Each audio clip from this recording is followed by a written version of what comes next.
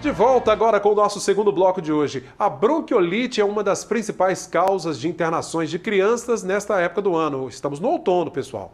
É preciso cuidados para evitar o agravamento da doença. Os meses de março a junho são conhecidos pela pediatria como o período onde os atendimentos de crianças com bronquiolite disparam. A doença, que aparenta ser apenas um resfriado comum, nessa época do ano, por conta da circulação do vírus causador, evolui para um quadro mais delicado, podendo levar a criança a precisar de ventilação mecânica em casos mais severos, especialmente para aquelas menores de 1 ano. A bronquiolite nada mais é do que um vírus que vai começar ali pelo epitélio superior. Então ele vai começar com o nariz mais entupido, a criança fica mais congesta, né?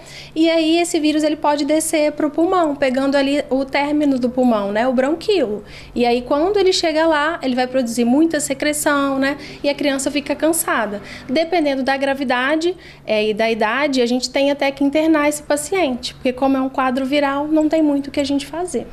A UPA Infantil de Linhares tem sentido o aumento dos casos gradativamente desde o fim de fevereiro. E por isso, os pais precisam ficar atentos aos sintomas.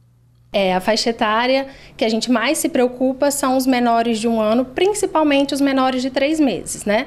Então, assim, eu tenho um bebê que está mamando, a mãe começa a ver que esse bebê fica com o nariz mais entupido, que ele fica cansado para mamar, né? Aquele desconforto respiratório, seja pelo desconforto ou mesmo pela obstrução nasal. É um bebê que não está fazendo xixi, então isso liga o nosso alerta, né?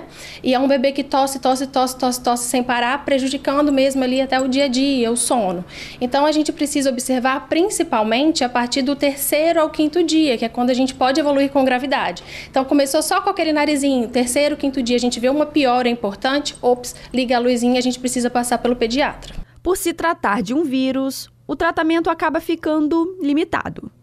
Como é um quadro viral, a gente não tem nenhuma medicação específica. Então, por exemplo, se eu tiver febre, o que também não é muito comum no vírus sincicial, às vezes é um pico subfebril, eu vou medicar.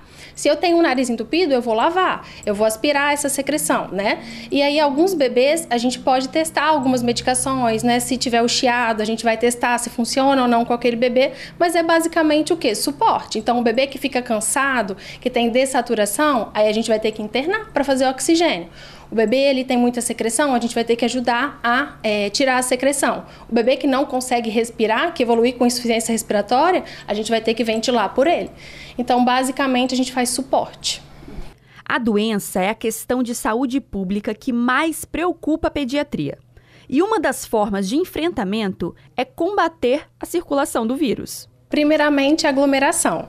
Então, a gente vai evitar supermercado, cinema, shopping, e a gente vai tentar deixar esse bebê o mais seguro possível, né? Lembrar que a gente tem ali as crianças menores, né? Os irmãozinhos. Então, assim, se tem algum parente que está com doença, não vá visitar esse bebê, espere melhorar para ir. Porque, às vezes, é só uma rinite, um narizinho escorrendo, né? Nessa pessoa maior, e no bebê pode evoluir com gravidade, até mesmo internação. É isso aí, prevenção acima de tudo.